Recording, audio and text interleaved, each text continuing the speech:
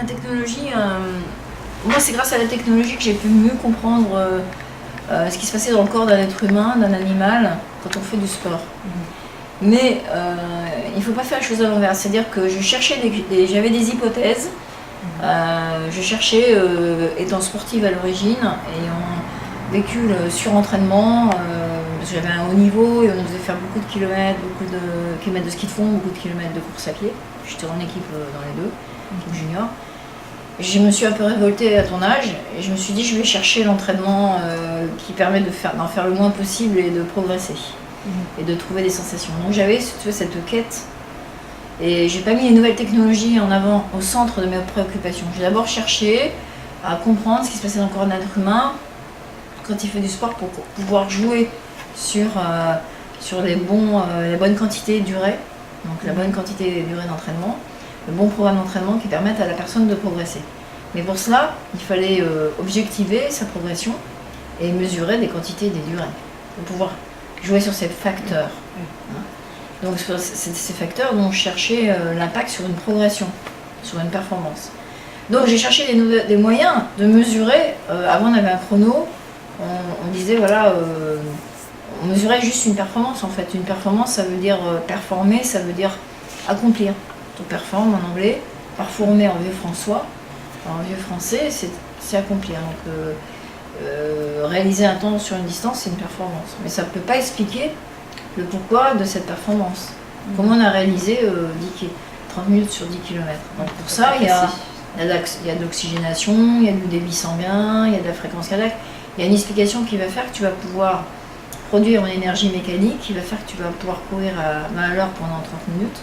Et pour ça, il va falloir que tu oxydes des sucres et des graisses, des protéines, et que tu fasses cette transformation avec un rendement mécanique, etc. Donc il faut pouvoir objectiver cette consommation d'oxygène, cette efficience qui est le rapport entre l'énergie dépensée en termes de gaz, de sucre et de graisse, et l'énergie récupérée en termes de mouvement, l'énergie mécanique.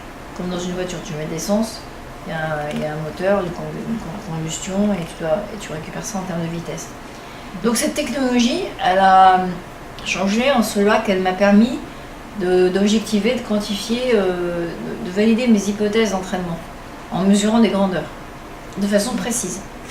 Notamment, actuellement, on est capable de faire des mesures de consommation d'oxygène. Avant, on était cantonné à un tapis roulant et un analyseur d'oxygène qui était assez énorme, comme un peu à l'image de l'ordinateur portable et fixe.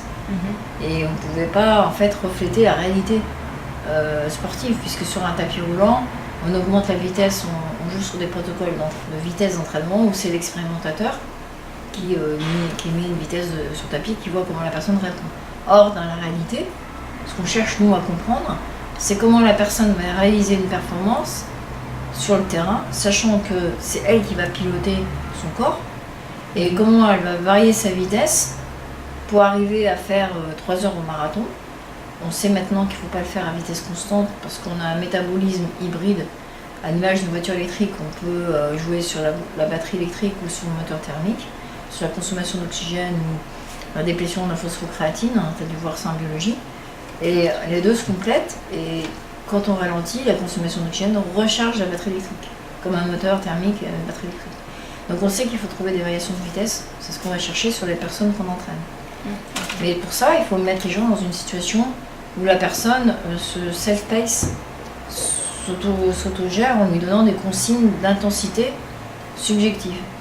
De telle sorte que quand il soit sur marathon, ils se disent bon, là, le marathon, je sais que ça va être une allure moyenne, de toute façon c'est une petite mort lente et que c'est musculaire, etc.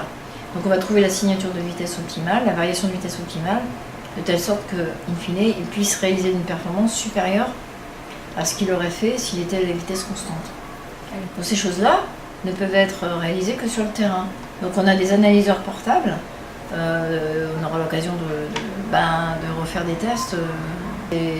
C'est un sac à dos avec de la technologie dedans, un analyseur d'oxygène, un cardiofréquencemètre, un accéléromètre, enfin on connaît tout de la personne en termes d'énergie mécanique et biologique. Et ça on ne pouvait pas le faire avant. Voilà. La techno n'a de la valeur qu'en cela qu'elle puisse répondre à une hypothèse de travail sous-jacente et à un concept d'entraînement Et nous, c'est le concept de variation de vitesse optimale, de signature de vitesse, qu'on a déposé à la propriété intellectuelle. C'est un terme protégé. Et on essaye de l'amender en termes de, avec je dirais, des algorithmes qui eux-mêmes codent des modèles mathématiques, chaîne de Markov et autres. Voilà, donc, pour répondre aux besoins de variation de vitesse optimale de la personne qui cherche à améliorer sa performance sans souffrir. C'est ça qu'on cherche en fait.